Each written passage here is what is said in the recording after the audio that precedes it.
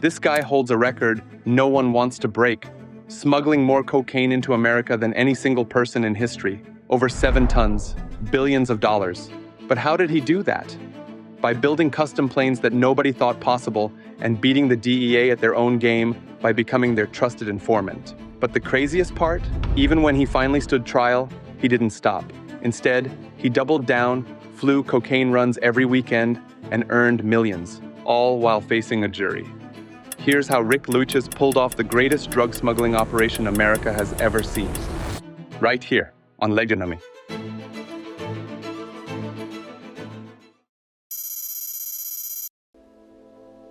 Rick Luches didn't grow up plotting empires. He grew up in Scranton, Pennsylvania, a steel town with blue-collar grit. As a kid, he was obsessed with flight. He spent hours watching small planes take off and land. By high school, Rick had already turned that hobby into a skill. He earned his pilot's license before most people could rent a car. Flying was his calling. He dove deep into aeronautics, mastering not just flight, but the mechanics that made flight possible. After high school, he took that passion to the next level. Rick studied aeronautics in college, cementing his knowledge and sharpening his technical edge. By the late 1970s, he was modifying planes. After college, Rick launched a business in his hometown called Air America. The name was cheeky. It referenced the old CIA airline, but Rick was serious. He built luxury aircraft retrofits, extended fuel tanks for long-distance flights, plush interiors for VIPs, and custom avionics. His reputation soared. Pilots from across the country flew to Scranton to get planes upgraded with his signature precision. Economics were on his side. The late 1970s saw a boom in general aviation. Business travelers wanted to skip stops, enthusiasts wanted advanced avionics, and startups wanted custom-engineered machines. Rick delivered. Air America was thriving. He hired skilled mechanics, paid fair wages, and built a loyal crew. He flew local officials, donated to charities, and even buzzed the Pennsylvania governor. His connections were deep. The local mayor, federal officials, business associations, the Works Progress Administration of Aviation, they all knew him. That all changed in 1980. The U.S. economy plunged into recession, hitting small aviation hard. Corporations slashed budgets. Private owners parked planes. Rick lost revenue fast. Air America needed new clients, fast. That's when the shady figures started showing up. They said they needed hidden fuel tanks for longer trips. They asked for secret compartments. They paid in cash, hundreds of thousands at a time. One client offered 3,000 Quaaludes as payment. They said they needed discretion, no questions asked. Rick was scrambling to keep his business alive. He took the work. He installed hidden tanks, built compartment walls, and rerouted wiring, all for cash and survival. He justified it as just business. Then came the first major warning. One of his crews moved Quaaludes through Philadelphia and got busted. One of the loads was an undercover sale. Rick got arrested, not because he was a kingpin, but because his workaround had literally landed in a DEA sting. He got arrested, but not for so long. The DEA realized something fast. Rick wasn't your typical drug dealer. He wasn't running a street corner. He wasn't buying or selling in bulk. He just had a business that criminals were using to modify their planes. So instead of pushing hard, the agents offered him a deal. The Quaaludes charges would be dropped, Air America would stay open, and Rick would report any suspicious activity from clients. For Rick, this was survival. The economy was weak, business was fragile, and with the smell of trouble already in the air, he accepted. But the more he watched his clients, the more obvious it became. These smugglers weren't scraping by. They were making serious money, fast, very fast. And Rick realized something else. He was better than them. They were careless, sloppy, and addicted to the product. Rick was precise, clean, and disciplined. Then came the offer that changed everything. In 1981, a Tampa-based marijuana ring approached Rick with a pilot job. One of his plane mods was already flying for them. They needed a guy who could fly low and quiet across the Gulf. Rick paused. Tampa? Weed? The risk was high. This wasn't a regular flight, it was trafficking, but Air America couldn't sit idle. He accepted a one-off gig, fly pot from Tampa into the Bahamas, offload, return. Simple, nothing more, nothing less. He flew the trip, he flew again. He saw flaws, no backup fuel management, no flight plans, no reliable access to runway crews. By the third flight, he quit. He never squared his operation under DEA approval. He didn't expect that level of smuggling, and he didn't want to be involved further. But it was already too late. Word had already reached Colombia. There was a pilot in Pennsylvania who wasn't just good, he was exceptional. He built long-range planes that didn't need to land. He added secret compartments that passed inspection, and he knew how to stay under the radar, both literally and legally. That's when Jorge Ochoa took interest. For those who don't know, Jorge was one of the founding bosses of the Medellin cartel, the most powerful cocaine organization on the planet at its peak. Alongside Pablo Escobar, Carlos Leder, and Jose Rodriguez Gacha, he built a massive criminal empire. By the early 1980s, the cartel controlled roughly 80% of the cocaine entering the US. Jorge was the logistics mastermind, the point person overseeing shipping routes to the US and Europe. He was the one who invested heavily in aircraft and landing strips, carving out a network that ran from Colombia to Miami. Make no mistake, Jorge didn't call for a chat. He made an offer with a warning. Quote, "We're the Medellin cartel. We move tons of products, billions of dollars. We don't tolerate failure. If you cheat us, we'll kill you." The cartel routinely enforced that message. Jorge had spearheaded Muerte a Secuestradores, a paramilitary group founded after the kidnapping of his sister in 1981. This group killed guerrillas in cold blood to protect cartel interests. Rick said yes, but smuggling cocaine from Pennsylvania to Colombia and back wasn't a weekend job. Big cargo planes could make the run, sure, but they were easy targets. DEA radar systems were tracking every cargo plane with a suspicious route. Rick needed something smaller, something that didn't set off alarms, but had the range of a military aircraft. So he built one. He chose a Cessna 310, light, compact, and not suspicious. The plane wasn't meant to fly more than 900 miles. He modified it to go over 3,000.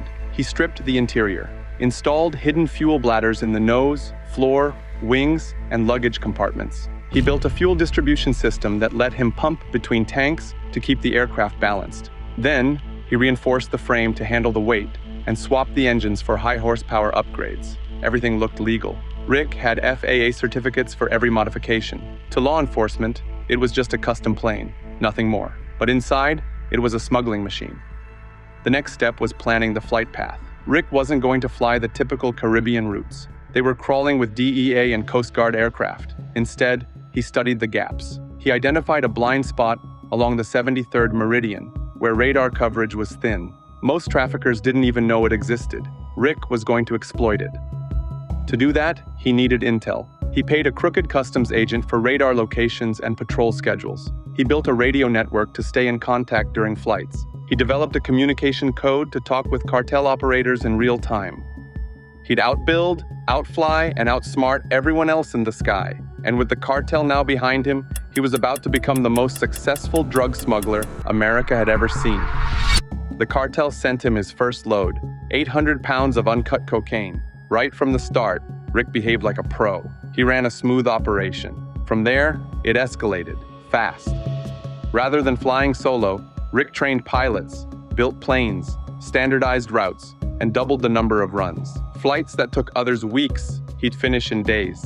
The Medellin cartel openly praised his reliability. One cartel insider said Rick had the punctuality of FedEx, but was 10 times better. In his first 4 runs, everything went perfectly. On the 5th, the cartel told him to pause because Rick had outpaced their own distribution network. They were overwhelmed. That's how good Rick had become, moving hundreds of kilos per flight, bringing in over $1 million each trip, and earning raises from one of the wealthiest criminal organizations in the world. And through it all, Rick was still feeding the DEA. He played both sides. He passed the selective intel. He built trust. He stayed invisible until his past came knocking. The first smuggling ring Rick ever flew for, the marijuana crew in Tampa, had been under DEA surveillance for years. In 1984, they were taken down. 17 people were indicted. Rick was one of them. They brought him to trial in Florida.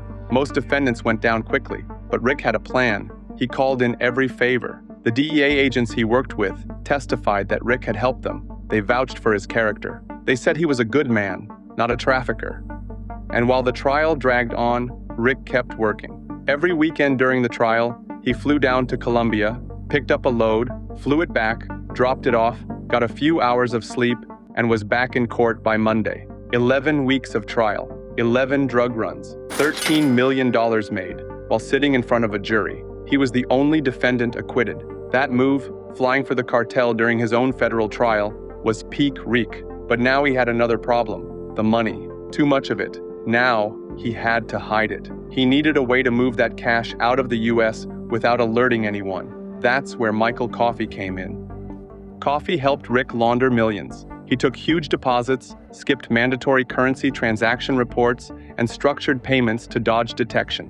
When Rick claimed to have sold his aviation business for over $10 million, Coffey offered to wire $4 million offshore in exchange for a $100,000 cut. Together, they used cashier's checks, forged documents, and fake corporations to push money into accounts in the Cayman Islands. Rick also used an associate named Joseph Donahue to physically move cash and checks offshore. Joseph flew down with unreported currency, breaking U.S. law by failing to declare it. The transfers were disguised as business deals, aviation part sales, consulting fees, anything that wouldn't raise questions. Everything was working, until it wasn't. One of Rick's guys, Jim Cooper, was on a routine run, just another coke drop. But Cooper wasn't stable. He'd been awake too long, had coke in his system, and had no business flying. During a night drop, he came in too low and slammed his plane into a parked car. The man inside was killed instantly. Cooper panicked. He called Rick. He needed help, fast. Rick didn't answer. He didn't send money. He didn't give instructions, just straight up silence. And this silence cost him everything.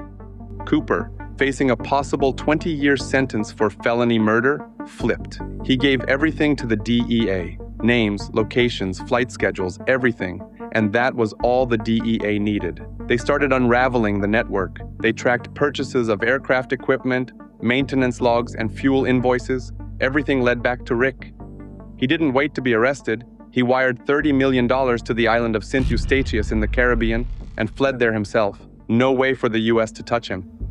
2 agents flew down to the island and started pushing. They brought stacks of paperwork, arrest warrants, financial evidence, sworn confessions. They met with the local government and laid it all out. By this point in time, Rick wasn't some street-level mule. He was at the top of a smuggling network that had funneled billions in products into the US and walked away clean. There was no legal path to extradition, but they didn't need one. All it took was a quiet administrative decision. St. Eustatius declared Rick an undesirable alien and kicked him out. That's all it took. Rick didn't even know he was under arrest until the plane crossed into US airspace. That's when federal agents leaned over and told him he was in custody. Once they had him, the charges came fast. Conspiracy, drug trafficking, money laundering, failure to appear, racketeering. If he fought it and lost, he'd be facing 345 years behind bars. He'd never see the outside again. So Rick did what experienced traffickers do.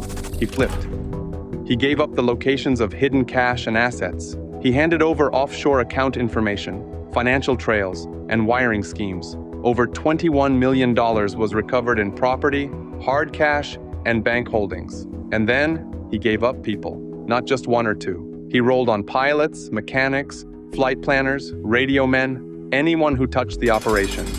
Most of them ended up serving time. Rick went from cartel asset to federal informant in a matter of months.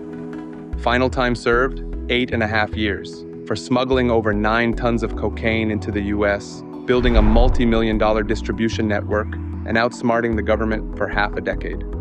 Now, we all can agree that Rick didn't shoot people. He didn't run a street gang. But let's be clear, the damage was massive. Tons of cocaine don't just disappear. It floods cities. It destroys families. It fuels addiction, violence, and corruption. For every run Rick made, someone paid the price. For smuggling over 9 tons of cocaine into the US, building a multi-million-dollar network, and outsmarting the government for half a decade. He wasn't like Escobar or El Chapo, just a guy in a small town with a hangar and a toolkit, who moved more cocaine than some cartels. After prison, Rick disappeared again. Not off the map, just off the radar. Quiet life in Florida, low profile, no press, no headlines, no more smuggling. The last public report said he was living in a place called Smuggler's Cove. Seriously, the irony wasn't lost on anyone. Here's what stung the feds the most. While they poured time, money, and manpower into locking down Florida, radar stations, coastal patrols, military flights, and undercover operations, Rick was never there. He wasn't even on their radar, literally or figuratively. And he wasn't even caught because of a brilliant bust or a high-stakes takedown. He was caught because one of his pilots, high on coke, crashed into a parked car during a drop. One dead guy and a scared co-conspirator turned informant. That's what brought it all down. Until next time, this is Legenemy.